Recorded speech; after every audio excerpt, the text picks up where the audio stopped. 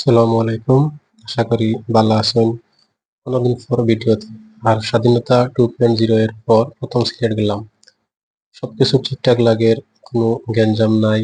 সবকিছু ঠিকও কেটাই যায়। দেখলাম ব্যবসা-বাণিজ্য চলের, মানুষও আছেন। নিজে অনেকদিন পর গেছি, তাই পরিবেশটাও একটু অন্যরকম লাগের।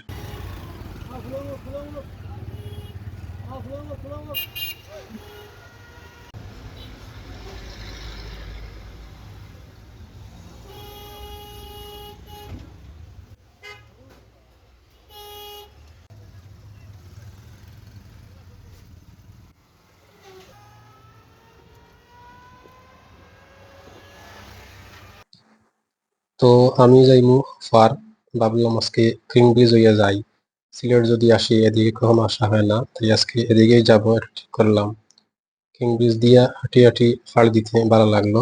মোটরসাইকেল ছাড়া আর কোনো গাড়ি এদিকে চলে না। মানুষ নিরাপদেই পারাপার হয়। নদীতে পানি আছে ভরপুর।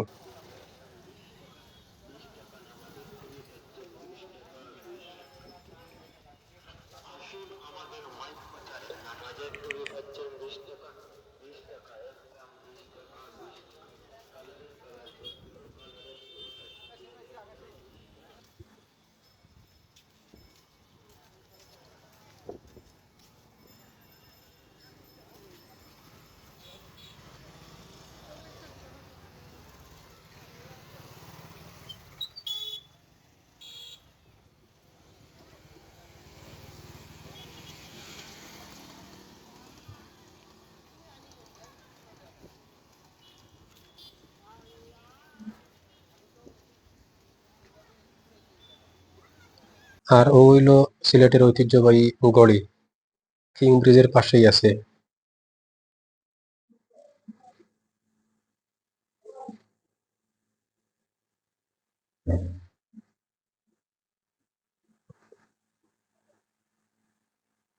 আর অন্যদিকে সিলেট সার্কিট হাউস, খুব সুন্দর করে তৈরি করা সার্কিট হাউসটি।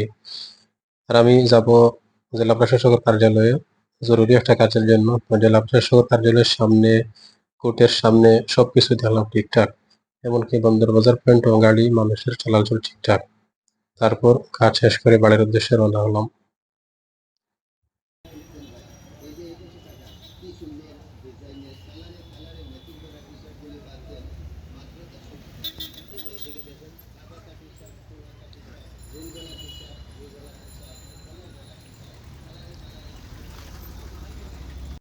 তো বিকালে হালকা বৃষ্টির মাঝে ড্রিমল্যান্ড পার্কের দিকে গেলাম। অনেক অনেক দিন পর মনে হয় পার্কে গেলাম, অথচ এটি আমার গ্রামেই, কিন্তু যাই না। অবশ্য এদিন কিন্তু ভিতরে যাইনি, বাইরে গেছিলাম দরকারে। তো বাহির থেকে দেখে চলে আসলাম। ভিতরে যাইবার কোনো ইচ্ছা নাই, আগের মতোই সবকিছু আছে। এখন মানুষের উপস্থিতিও কম। ভিতরে মনে হয় কিছুটা পরিবর্তন হয়েছে শুনেছি। আর প্রবেশ মূল্য ১৫০ টাকা। এখানে কিন্তু অনেক পরিবর্তন হয়েছে। দামের দিক দিয়ে ভিতরে সবকিছুতেই পরিবর্তন হয়েছে, অনেকেই বলেছেন। ছবি তোলার শখ যাদের, তারা আসতে পারেন, ওয়াটার পার্কে আসতে পারেন, এগুলো এখানে ভালো। আর ছোট বাচ্চাদের জন্য তো অবশ্যই ভালো। কিছুটা সময় আনন্দ উপভোগ করলো তারা। এক চাচা অনেকদিন পর দেখে বললেন, যাও ভিতরে গিয়ে আসো। আমি না করছি, সময়ও ছিল না, তাই যাইনিও।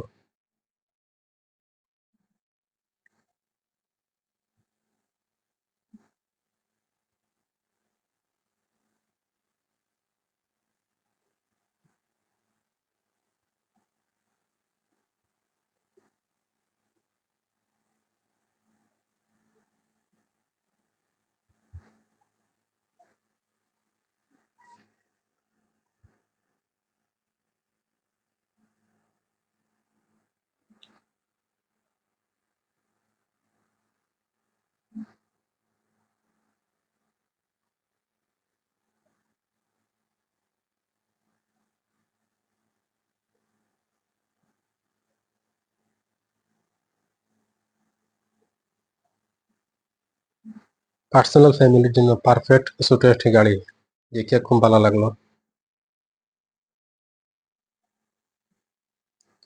আর এই হলো আমার জীবনের প্রথম স্কুল, যেখান থেকে লেখাপড়া শুরু। খুব মিস করি সেই সময়টা। সেই সময়ের বন্ধু বান্ধবী সবকিছুই পারফেক্ট ছিল। আমার টিচাররাও অনেক ভালো ছিলেন। সেই সময় লেখাপড়াও ভালো হতো। তো আজকে এখানেই ভালো থাকুন। আল্লাহ হাফেজ।